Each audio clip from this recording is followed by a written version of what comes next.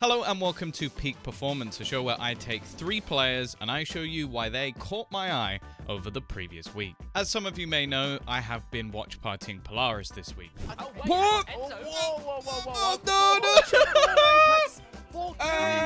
So it was quite an obvious choice to make it my focus for the first week of Peak Performance.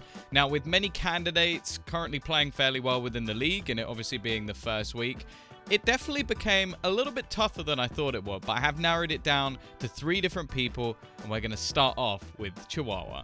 Now, many of you will know Chihuahua from his stints on NIP and Excel, but we have recently seen him come back to prominence playing with the guys at Bonk. Chihuahua was someone who, I think over the last few months or last few teams even, was playing a lot of different roles. We saw him, I think, on a jet, playing controller, but ultimately going back to Bonk was where we finally saw him turn back to the Cypher, and that's kind of where I feel like most of us know him from. Now, starting off with their match versus Vamanos, it's quite easy to just take a look at the statistics. The man was playing on a Cypher and topped the board by quite a significant margin, but that is not the main reason he is on my list today. First and foremost, just to see some of those ratty Cypher setups coming through once again, alongside Chihuahua's ability to just stay alive in most scenarios, made him a real issue for teams to break down in this initial match. However, unlike most Sentinels, I actually find him being most effective on the attack, with his lurks being some of the most deadly we've seen since the return of Cypher and the nerf of Chamber. Take this anti-eco versus Vamanos. The rest of the team are grouped up waiting for any aggression to come through, but Chihuahua manages to find a small pocket of space, avoids the stack of the defense players, and gives an easy plant for his team while also finding the entry.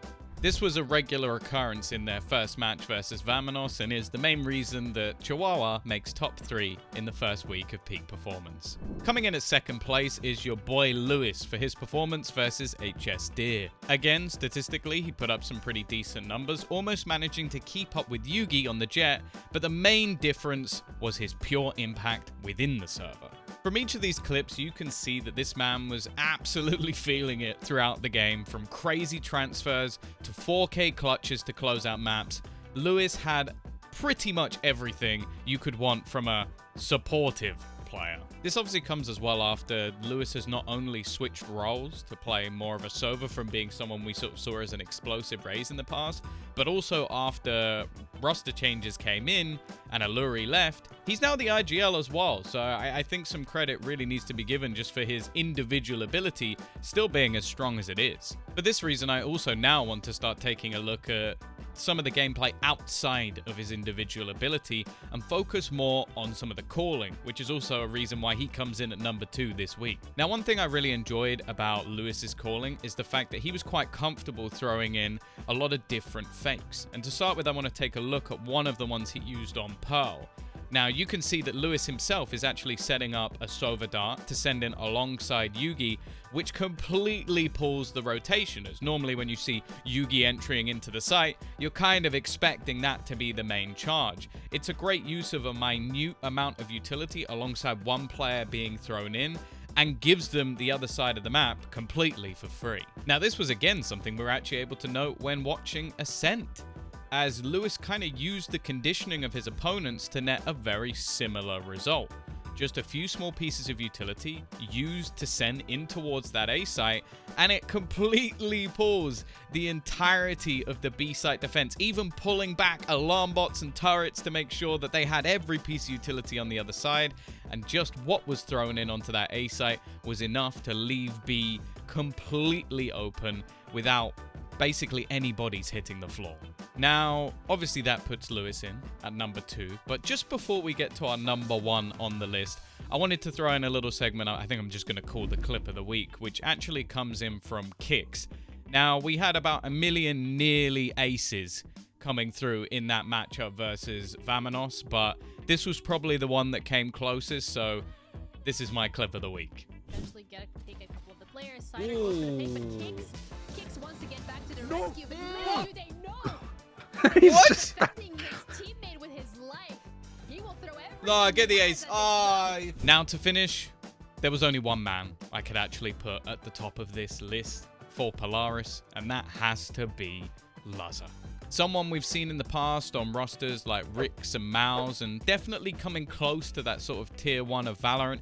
I don't think we've really seen the best of Luzzer in some of those previous teams, but let me put it this way, his performance this week, out of this world. Statistically alone, I think it could be enough to sort of give him the victory this week. Plus 26 in the server, 321 ACS, almost 200 ADR, while also being involved in the most opening duels. It's kind of hard not to give it to him just off that.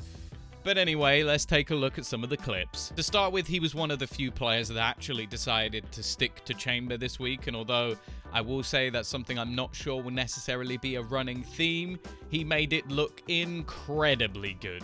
Now, obviously, these clips are just a small sample size, but I can tell you for a fact this was something he was doing all the way through Fracture and was probably the main reason that they actually managed to win that map as they did. The funny thing is, going on to Ascent, and when he played the Jet, it was much more of the same. Now, one of the main reasons that Luzzer has made the top of the list this week isn't just because he had some incredible moments as we've seen just a minute ago, but more so because I feel like his bullshit meter in this match was completely off the scale, as you will see from this next clip. He got another kill. He's dead. Goodbye. Oh, he's fucked. Oh! Has a perfect position. No way! To finish though, I want to give you my favorite clip of the entire week. It may not be one that necessarily won the round, but it proved that Luzzer was a true maestro of the Marshall. And honestly, I'm still in shock watching this back in the edit. Yoli. Motherfucker. The audacity. Oh, what? There's absolutely no way that is going to Oh, that was so close. Either way, that is it for the initial episode of Peak Performance. Luzzer has taken the crown in week 1, but maybe you have a difference of opinion. Please feel free to let me know in the comments, or even try and suggest who's going to get it in the next coming weeks. That would be very impressive. Of course, this is one of many new series you can expect to see coming on Double Peak, so make sure you like and subscribe, as we have got much, much more to come.